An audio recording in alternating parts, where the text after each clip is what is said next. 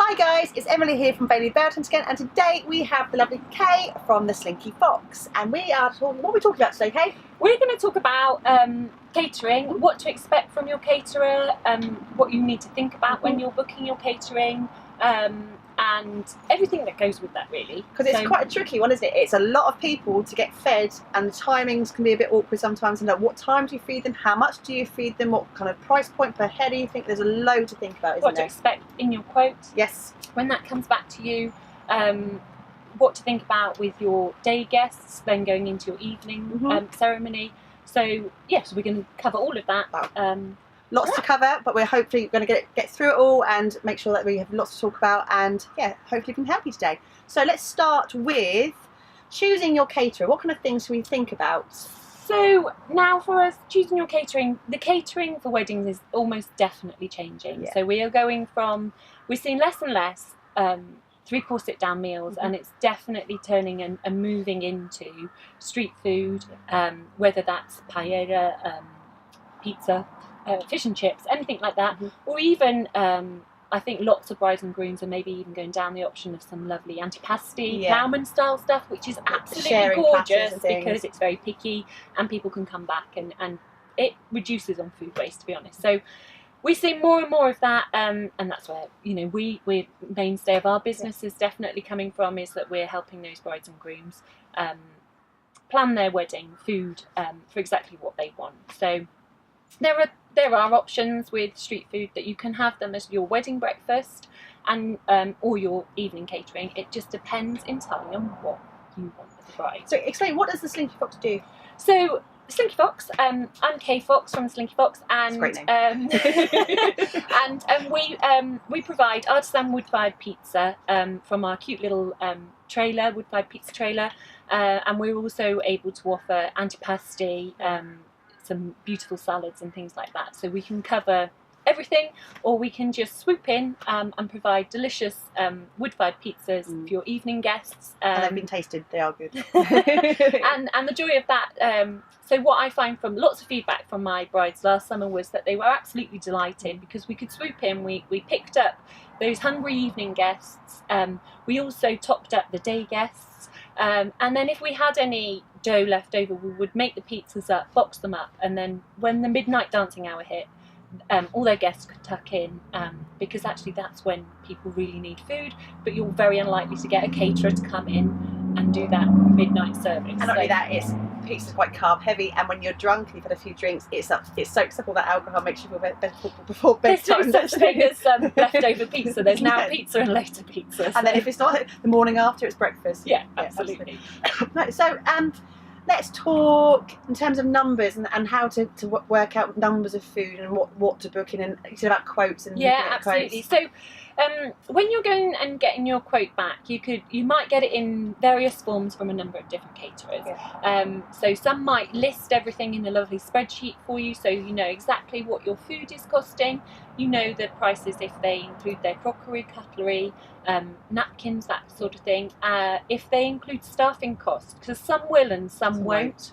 So that's another factor for you, because if they don't, then you're probably looking at for me, a wedding to 80 to 100, you want at least 4 people to be able to float around to make sure you've got smooth service, and you could be talking easily £10 an hour, I think, is most for decent catering staff to be on hand. So if you've got a caterer that includes it, then that's quite good value. I think catering staff can sometimes get put under that label of event staff for the entire thing, don't they? If you haven't got an event planner, or you haven't got other staff, external staff coming in, you're the people that help to clear the tables. You're the ones who help top glasses up, because you're there doing it anyway. So that's part and parcel of what you do, isn't it? And a good caterer, like us, we believe in your dream, you know. So we want to be very much part of that. So actually, if you say, can you just clear those chairs to make the dance floor happen, then usually my staff muck in and do that sort of thing, as well as clearing the plates and all the rest of it. So yeah, in your quote, it's knowing exactly what you're getting for your money, and for what you've been quoted. So yeah, it's just checking that and bouncing that back and forth with the caterer until you're happy. Then I'm just going to refer back. But also, so what you'll find with a number of street food caterers right now is a lot of them are very small businesses, and at the moment they're not VAT registered. So, which is great because it means that you're not going to get VAT on your bill, which is, you know, add a 20% extra to your bill, and that really can jump things up. So yeah, just check whether they're VAT registered and whether that's going to ramp up your prices, because it could absolutely make the difference. The other thing, I'm sorry, you're absolutely fine. Rather have a list to be sure. No, it's fine. So when you are dealing with your caterers and you're getting those quotes back and forth, you'll probably immediately build up some level of rapport, more so with others than not. If you feel that you really like somebody and that you've got a great rapport, chances are they will ensure that they deliver exactly to what you want, rather than thinking they know best. So, you know, and it is really important, I feel, that you listen to your clients. I am, you know, mainly Italian style pizzas, so we don't necessarily do pineapple on our pizzas. Oh, what? No, Hawaiian. But if a client comes to me and that's what they want, then that's what they get. There's no ifs, there's no buts. It's their wedding day. So yeah, rapport's really important. It's going the extra mile, isn't it? Yeah, absolutely. So then, if firstly you've got your quote back, you're happy with everything laid out in it, you feel that it's very well detailed, and you've built that rapport up, and you think, oh, I think I want to book it, because don't delay, because chances are you'll miss out. You will absolutely miss out. We had this conversation just before the camera started rolling, actually, and we were talking about bookings for 2018 and how it's been very different this year. We're getting a lot more inquiries coming through now in March for this year alone, and years before it's been months before. But the thing you find is if you're booking late, you want to have the caterer you want, and you want to have your DJ that you want, and you really need to be looking at when they're available, because if they're a good caterer, they're going to be snapped up. I don't know whether that whole, actually thinking about it a bit more, that whole asking now for bookings for weddings this year is because of the change of style of wedding. Maybe, it might be, because people might believe that actually, because it's an outdoor wedding or a teepee style wedding, actually they don't need to get these things booked, but sadly you really do. And if it's a popular choice, and popular dates, they go. Good caterers, good venues, even good fields will be snapped up. Yes. And it's making sure that if that's what you want, and the caterer is what you want, and you want that particular venue, and you want that bar staff, and you want all of that, do it in advance and make sure you've got that in place, because you'll be severely disappointed, and you don't want to be disappointed if you found that connection with somebody. I also, just something that I'm thinking about now that I get asked about quite a lot. So a lot of people will always ask us just to supply the pizza, and then they'll come back to me and say, well, actually, we're going to provide the salads. That's fine. But just think about the added pressure you're putting on yourself, probably for an extra £2.50 per head. Is it really worth it? And also, your caterer will ensure that your salads look really beautiful, they're not rushed, and it's just, if you want to make salads, do make salads. But for me, it's about, actually, if you can spend longer on your hair, then why don't you? Or if you can spend longer with your guests or whatever, then do that rather than putting the pressures. I really regret about our wedding, well, not regret, because it was absolutely fine, but we decided, because we had our caterers from a certain time, that we were going to do our canapes ourselves, and on the morning of our wedding we had mums, dads, bridesmaids, everyone doing little blinis and putting the cream cheese on it, and I was like, why is anyone doing this right now? This is so silly. We could have just, like you said, for that extra couple of quid a head, just taken that stress away and had a glass of Prosecco and thought nothing of it. And we did it, and after I was thinking, I don't really know what we saved in that situation, apart from a lot of stress. And obviously they had to be chilled, and it was a 12:30 ceremony. We weren't eating until 3. And I think definitely. I get it if you desperately want to do it, but I just think, actually, just let somebody get on with it. Like, you know, like Emily said, you can enjoy that glass of Prosecco, extra coffee, whatever it is, whatever you choose on the morning of your wedding. And meanwhile, you know, the caterer will be there chopping up all the salads and things like that, making sure that they're beautiful and fresh. So definitely, if you find something you like, book. Without a shadow of a doubt. And then the next thing is work with your caterer and make sure that your menu is bespoke to your requirements, because it has to be. Remember, this is a once in a lifetime. Hopefully. It has to. It has to be what you want, not what a caterer thinks you want. So go and the second thing is make sure that you go and taste your food. Any caterer that isn't keen on that, then I'd probably avoid, because actually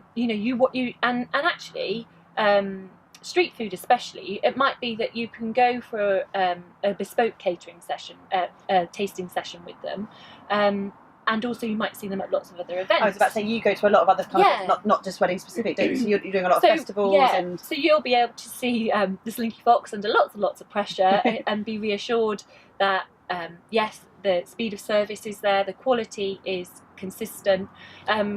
So yeah, with street food, you have the opportunity to do that, which is great, because then you can really feel in the lead up to your wedding, actually my food is completely nailed. I'm really happy. I know that all my guests are going to be delighted and fall over about it. So that's brilliant. The next thing is dietary requirements. Discuss that.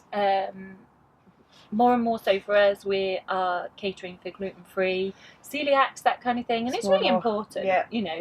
Why should your celiac guest just be palmed off with something that's not as yummy? Just a salad. Salad. We'll make sure that actually we can replicate a pizza, so we can do vegan, we can do celiacs, all that sort of thing. It's not a lactose intolerance, all of that. So do you obviously it happens quite frequently, people haven't put down their dietary requirements on the day. Do you have backups sometimes? Yeah, because we make everything fresh to order, which is lucky for us. We very often can cater for those dietary requirements. We always do need to be prompted about celiac, because it's very different dough. That's the only thing. Otherwise, mostly we're able to get around it. So, we are able to throw our hand in there, so that's not a problem. And then, the other one that we were talking about was check their reviews. And really, you are only as good as your last review. Which is sad if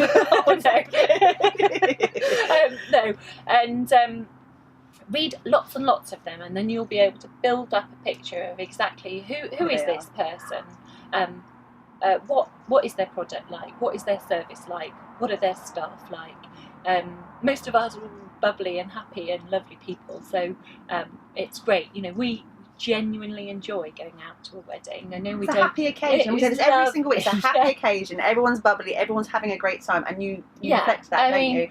We love it, because if there's loads of children in the crowd, they'll come and they want to have a look at our fire in our oven, and we'll swoop them up, and we'll let we want to look after people, and we want to make people feel special. So so definitely check their reviews and get a real feel for who you're dealing with. And then I'm always quite surprised, Emily, that lots of my brides and grooms, and maybe it's just because they're not in the industry and they don't know, but documentation. Big one. It's a very big one. Yeah. Very big one. So mine is always up to date, because I'd hate forever for it not to be, and it should be like that anyway. But so check their hygiene rating, check that their staff have got their relevant hygiene certificates and things like that, food handling, all the rest of it. Check their liability insurance, check that they've got PAT testing for their electricals.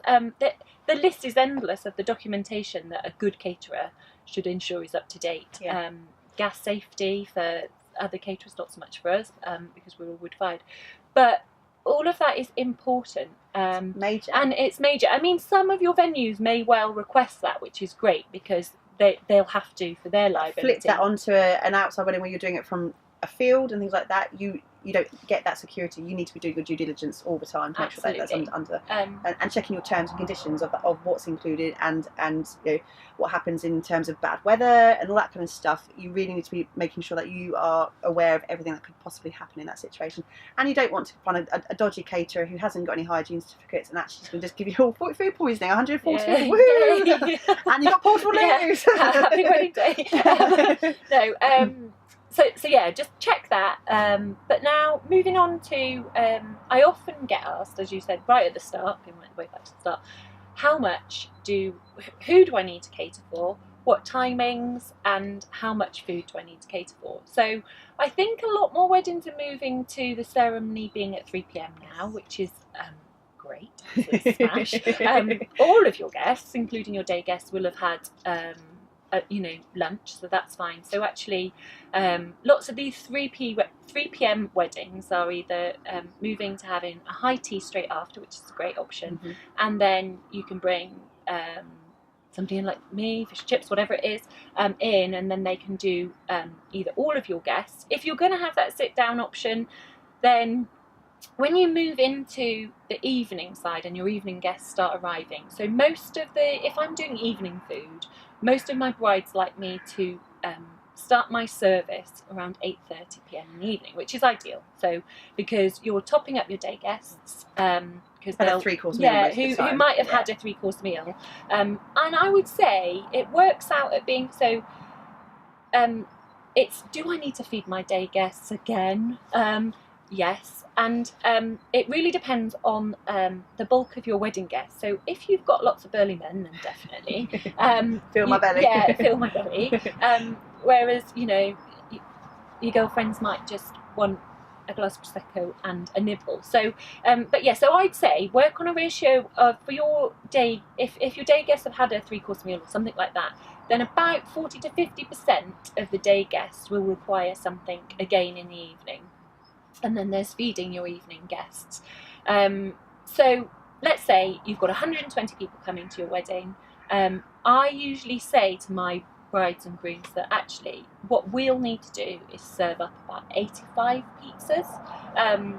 So I've got 2 packages. I offer the wedding breakfast style thing with all the salads, antipasti, everything, which is one set price, and then actually I do offer a price per pizza. Because I just don't, charging per person, it doesn't work. Yeah, it's really difficult. So I say about 85 pizzas, bearing in mind that's 8 slices per pizza, and then like I said, we can box that up at the end and then take it through. But it's working on that ratio. And actually, if you have got a caterer that's coming and the food style does lend it to being boxed up, get your caterer to box it up. Make sure you get your money's worth on your you're paying for it at the end of the day. Value from your caterer. So the other thing is, I was speaking to Emily about, if you've got a guest and you think, I don't really want to give them a bacon roll or a bit of pizza or some fish and chips, don't invite them to your wedding. If they're not worth a slice of pizza, then they probably shouldn't be coming to your wedding. So but it's entirely up to you. But I get that. Ultimately, though, if you've got to think about yourself on an average day, you do eat food, and you will probably have 3 meals a day. And yes, you might not have to give them lunch because it's a later ceremony, but you might be getting married at 12:30. If you're getting married at 12:30, you might want to think about canapes because it's a long section between that and 4 o'clock. If you're sitting down at 4, you might want to think about the fact that you might be eating at 3 or 4, and if you're having a 3-course meal, yes, you might not want an evening, but if you're only having just pizza or just fish and chips, I get hungry, and I'm a hungry person, And what was your recommendation, pizza or non-pizza aside, with children and catering for children? So this is one where you need to sit down with your chosen caterer, because they should. I'm very keen because I believe that children are important, and that they shouldn't just be. Don't give them rubbish food. They should have something equally as special. And I'm lucky because I've got pizza and it's very versatile. It's a win. And it's a massive win with children. But feed the children, because actually tired, hungry children can ruin a parent's day. So hungry children, hungry adults too, for that matter. Get them fed, and your caterer should work with you on that. So if you speak to your guests that you've invited when you're invited children, and you say to your guests, what do you think the children, maybe coming to a group decision, what would the children like to eat, then you can go to a caterer and say, could you provide this? And actually, I don't know about you, but most of the time when you go to restaurants with your children, there is nothing worse than an adult's meal being brought out before a child's. So maybe speak to your caterer and say, is there any chance of swooping through the children Mm-hmm. first? So then the children can go off and play, and you can actually and sit enjoy a and meal. have some meal, like some really lovely food. So, and your caterer should almost definitely be able to offer that for you. So Yeah, absolutely. And that's it. I think the other thing is, if you're having a very remote wedding and you're in the middle of nowhere in a field, if you're going to a hotel or a country house or something like that, there's always going to be provision, a way of you to go and get food from the bar if you're not going to be providing food. But if you're in a field with nothing nearby, there are no shops nearby, and you're expecting your parents of the children to go and supply food for them, it can be really, really tricky, and it puts a lot of stress and strain on that parent to make sure that their child is fed. And sometimes it's just a warm meal throughout the day is what they need, and if there isn't provision for that, it can be a real tricky sort of one to... The other thing, actually, thinking about that, you've just kind of sprung something up in my head. So if you are going for that TP style feel vibe, then you will have nailed the bar and you will have nailed your food. But I get asked a lot, and it's something maybe we should think about, but tea and coffee. The older guests will almost certainly, probably around 8:30, they all come to me and they go, do you do tea and coffee? And sadly I don't, but maybe I should start thinking about that. But having the provisions to provide that. But what you can do with that, and we've done it at certain weddings as well, is having a tea and coffee station. So rather than having it as bringing it to the table and doing it, majority of the time after a sit-down meal, not everyone wants a tea and coffee after. They just fill their bellies. They don't want to have more liquid down them as well. They're already on their alcohol, on their wine. So what you can do is just set up a station inside of your marquee, your TP, wherever you are, and have either your big pots of water and stuff, and people can self-serve. I would probably provide about 50% of your cups and sauces to what your guests are, because not everybody's going to want that. Don't go overboard. And if you're not doing it per person at the table, you don't need all that, because people will go up as they need, and it will be, from my experience, it's a very small number, but it's nice to have. It really is. And it takes the chill off. Yeah, it takes the chill off. If you're in English weather, it can be a little bit chilly. The other thing I was going to ask you, again, not so much for your business because you are you're a station yourself, but in terms of marquees and having catering areas, we need to think about things like asking your caterer plug sockets and what kind of lighting and amps and that kind of stuff. There's always things that we just assume sometimes, and it's one of those things you definitely need to ask your caterer, what do you need on the day? Because if all your plugs are going to your band, let's face it, the food's more important, and you've got to prioritise what's more important. And whether it's a back end, like we have 6x6 marquees at the back, it doesn't have to be anything which will wow, it doesn't have to have proper flooring, it might have some trestle tables. Really ask what your caterer needs. So forget about really street food for now, but if you are having somebody that's going in and doing a 3-course meal, they will almost certainly pull off your generator. So if you're having a generator, so definitely check how much the draw that they're going to pull off that. Water facilities, most should be able to bring their own, but just check how much they need, that sort of thing. And 6x3, 6x4 is usually a big enough area. Just space. I mean, mainly a lot of it. Some people bring it already pre-cooked, and it's just plating up. But if you've got 100 guests, 150 guests, that's a lot of plates, and you're trying to get tables out at a time. Really they just need quick. the space. And they need to be able to line those plates up so they can plate really quickly and get through that. But that's a really good point, definitely. Would you say, because obviously there has been more of a shift towards street food and trucks and that kind of, which is really fun and cool. How do you find, you go to a lot of wedding fairs and things, how do you find parents of brides and grooms dealing with the new trends of outside? Have you found any kind of pushback at all? Do you know what? No, because I think a lot of parents want their children to have the day that they want. You are always going to find conventional sort of traditionalists that are a bit like, what do you mean you're not having speeches? What do you mean you're not doing this? But actually, last year I had a wedding book for November last year. The mother came to the wedding fair. The daughter was too busy with work, and she booked me for her daughter. Yeah, so I just think there's a bit of that going on, that a lot of these brides are actually so busy in their sort of jobs and things now that they do have to hand some of it off. And it's having that trust, and it's a way of pulling in and sharing the event. But mostly really positive, actually, rather than really traditional and there are just so many different things you can have. It doesn't have to be your traditional, which is not a problem if you are traditional. Your chicken wrapped and parma ham and dauphinoise potatoes and stuff. It can be your pizzas, and we had Chinese buffet for us, and we've seen people doing like it's a Spanish style, and the big pans are always a win these days, aren't they? And I think you can be really inventive and creative. And I personally love to go to places where, like I think you mentioned with all the antipasties, getting family style on the table sometimes, and picking and getting people involved, because you don't have to worry so much about quantities, because people can. It also has the ability where it looks beautiful. It does. You know, so all lovely sourdough, fresh breads, all that kind of thing, olives, sun-dried tomatoes, you know, lovely. You've just tweaked something in my head now to bring up, because I think we're about when you're if you are going to go along that side of things and have more self-serve on the tables rather than having standing up to walk or having plated food, think about your table setup as a whole, because if you've got a beautiful table centre and you've got two, like a water glass and a wine glass and a prosecco glass and a plate and favours and everything else, that table can get really, really busy. So I think if you're having that style of food, which is lovely as well, simplify your tables and give you enough space. Otherwise you could be like cramped like this, especially on a round table. Well, the thing is, you can actually, if you're clever, you can save money because your food will decorate and look all beautiful and lovely. So yeah, you don't need to have as much, you know, which is great, really. Yeah.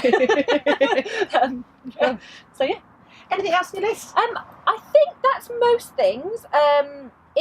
If then any questions fall out of this after people have watched it, then put them in the comments below in this video, please. And we will always put them to Kate, and she'll be happy. Yeah, absolutely. I'll always answer them. So yeah, lovely. Get them in there. So Kate, thank you so much for joining us today. If someone wants to find out about the Slinky Fox, do you have a website? I do. If you go to www.theslinkyfox.co.uk, you'll find all of our details on there. We have a Facebook page, we have an Instagram page, and we have a Twitter account. So please feel free to give us a like. Perfect. If you've loved this video, please feel free to put a like down below. We'd love to see a thumbs up. If you want to see more about Baylily Bell Tents, you can check us out at www.baylylybelltents.co.uk.